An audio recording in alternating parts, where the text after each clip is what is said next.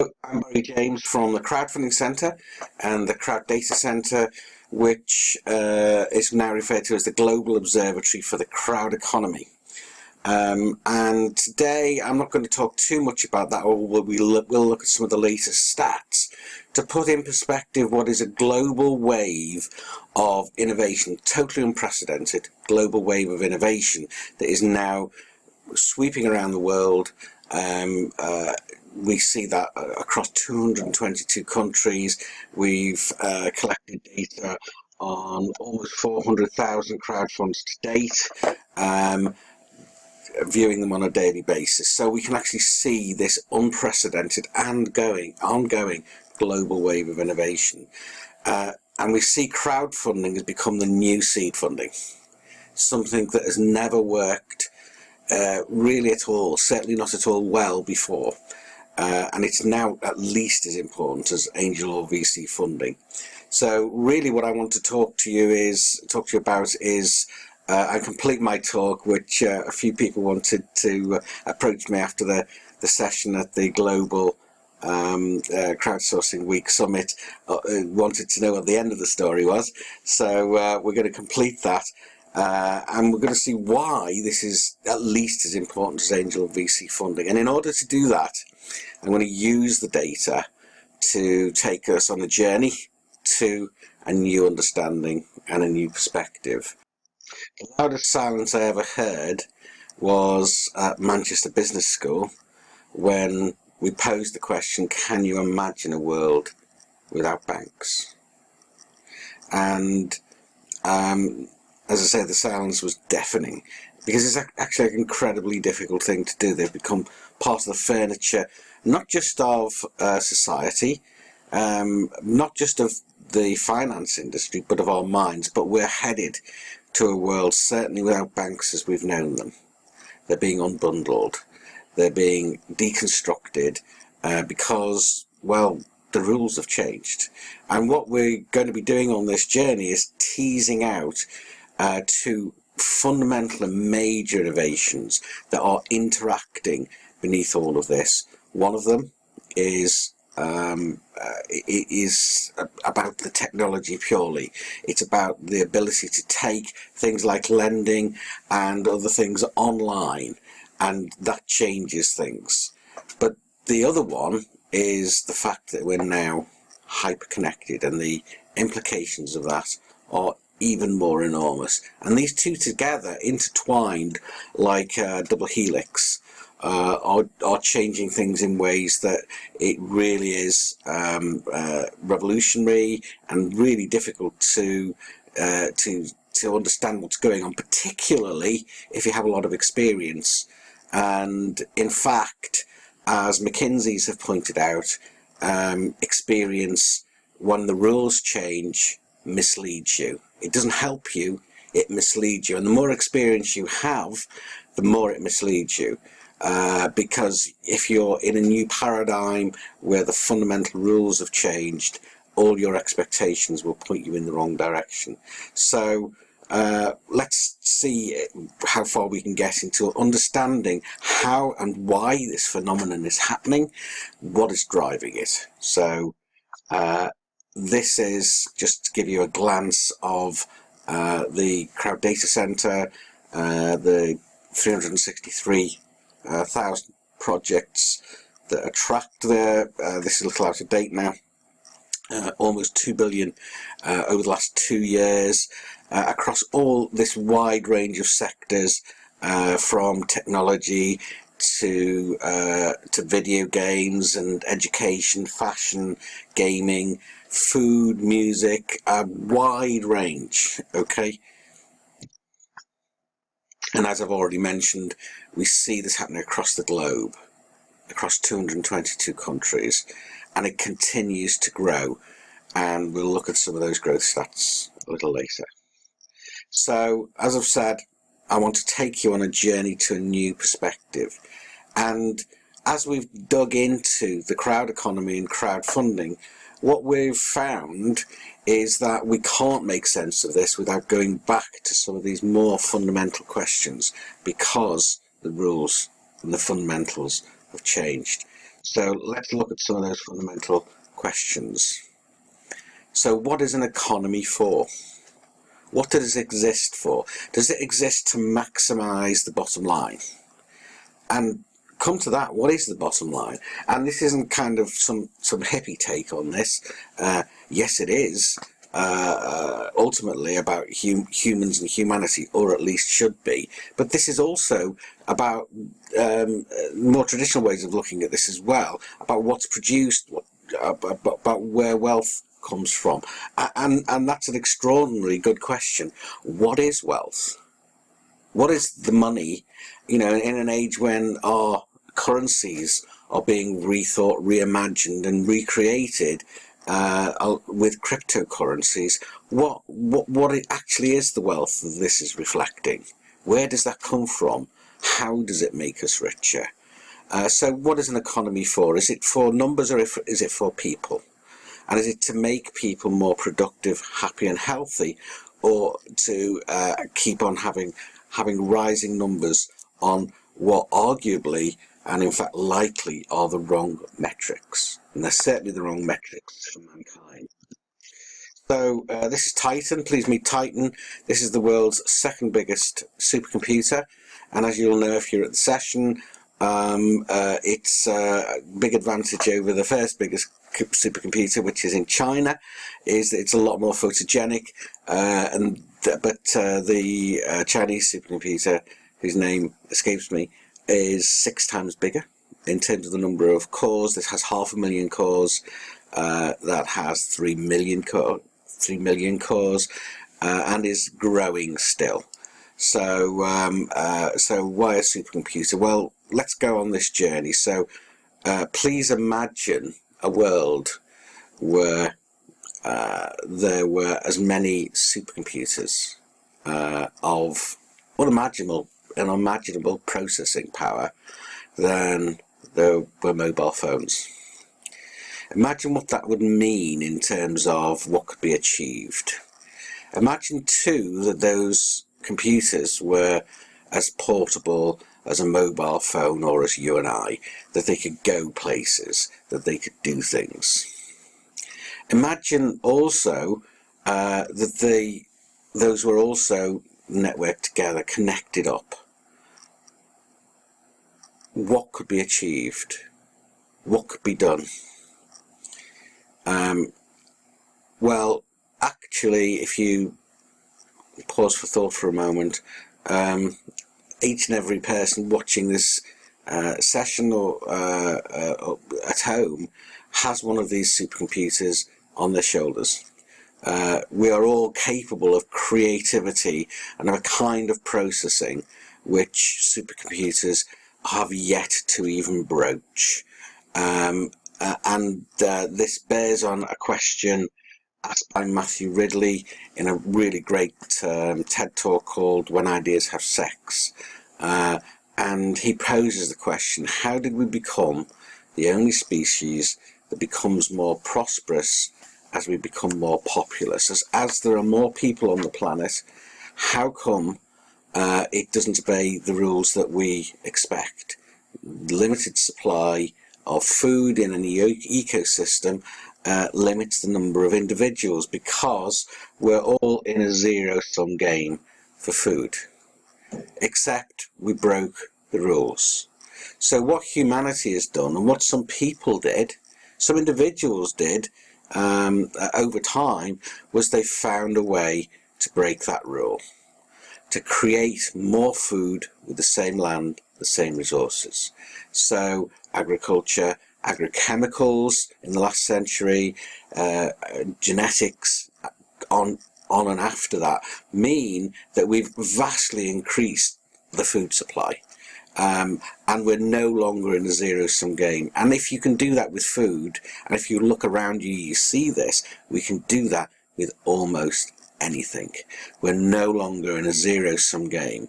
The pity of the thing is that we're still in a paradigm and in a framework and in a society that was designed for a zero-sum game, and was designed to employ most humans, most of us, in a subsidiary capacity, turning wheels, not thinking, not being creative.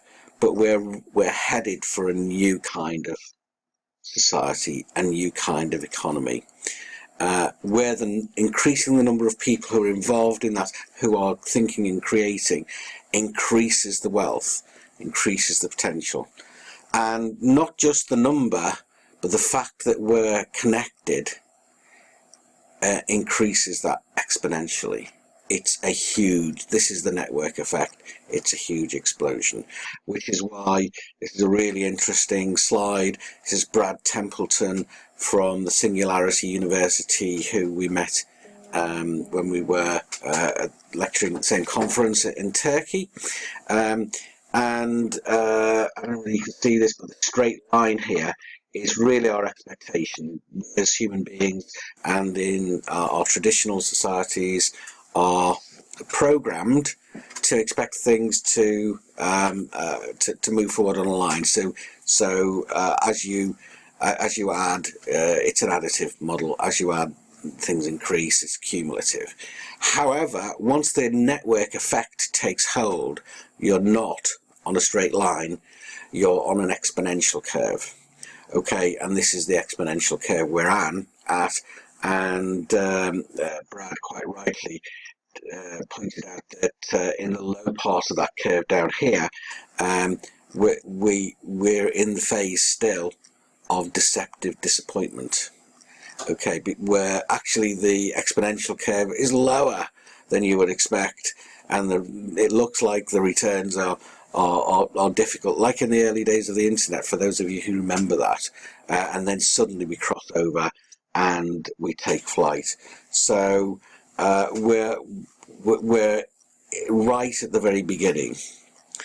Everyone involved in the conference I referred to, the Global Crowdsourcing Conference in London, we're all early adopters. The people watching this talk, all early adopters, all innovators. We have yet to start with the big parts of the curve, with the early majority, when the mass of the population start to follow in the pioneers. So I would like you to imagine, before we move on from this journey, countless overlapping networks, some small, some larger, each focused on a vision that they share, each the right size to achieve something, with many people participating in more than one of those networks, each focused on a shared vision. And what we have there is really quite an apt description of the crowd economy, and particularly an apt description of crowdfunding, where the crowd are directing that energy and are making the decisions. So welcome to the crowd economy. Innovators and early adopters first, but now we begin the journey with the early majority. So now to the data to help cement a new perspective.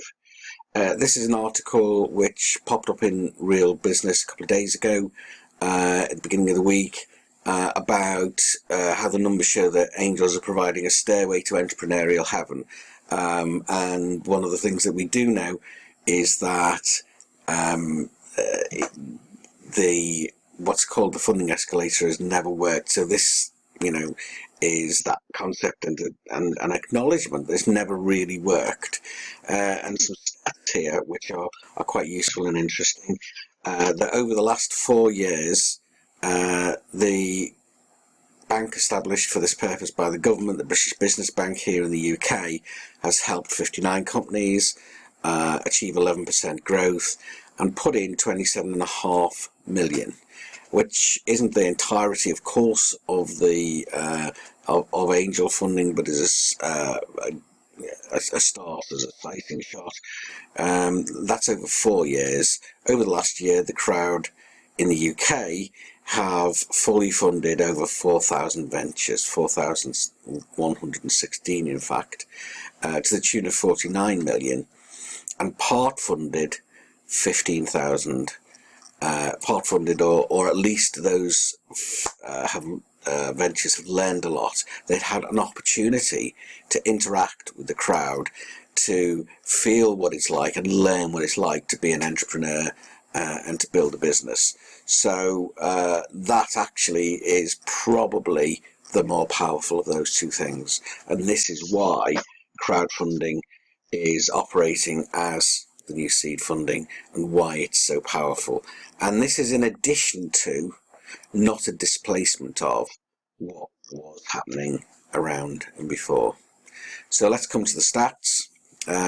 Here we have the State of the Crowdfunding Nation report for the United Kingdom. These are available for the US, the world, and most of the countries, and most of the sectors over at the Crowd Data Centre.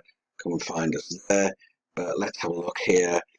So in the last year to the beginning of April here, we saw that the total pledges were up by 54% in the UK, at over 1 million.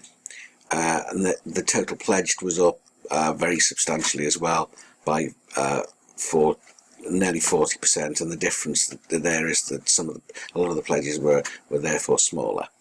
And the total raised was up by 35%. So really substantial growth going on. And there we see some of those stats we were talking about before. 18,711 crowdfunds ended in the same period, and you see the other stats there on the right. So let's have a glance at the worldwide picture through the State of the Crowdfunding Nation globally.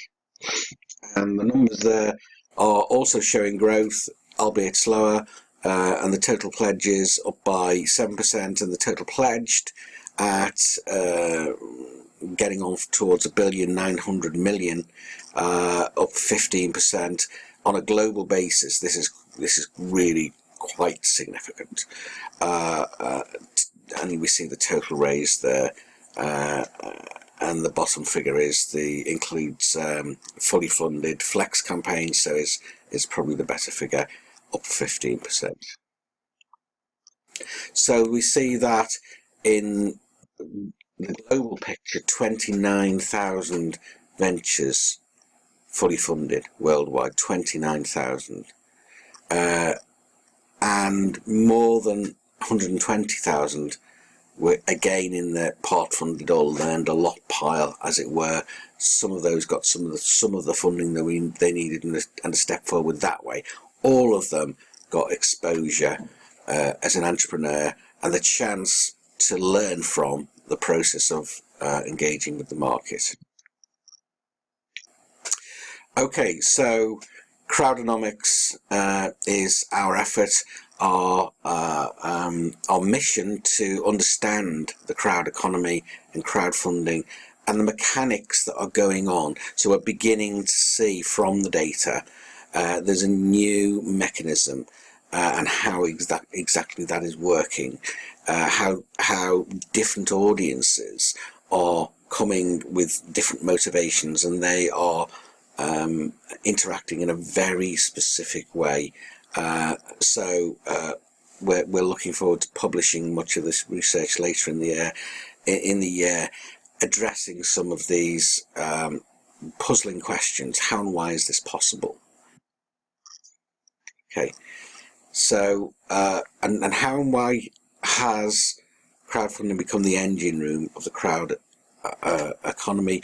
And Crowdonomics will be presenting what is in fact a new model, a new theory that's testable and predictive, and that we're doing just that right now with the data. What's next? Well, to borrow a little from Winston Churchill, as far as the crowd economy and crowdfunding is concerned, this is not the end, or even the beginning of the end of this revolution, because this revolution has barely begun. And we have now, as I've mentioned, uncovered those mechanisms behind the revolution. We call it Crowdonomics. It will be publishing later this year. But Meanwhile, the opportunities are legion, because the big opportunity is to remake the world with the crowd, its people, putting them at the centre. So this is just the beginning. This is an opportunity to create an economy that is centred around people, the crowd. Let's do it. Let's do it together.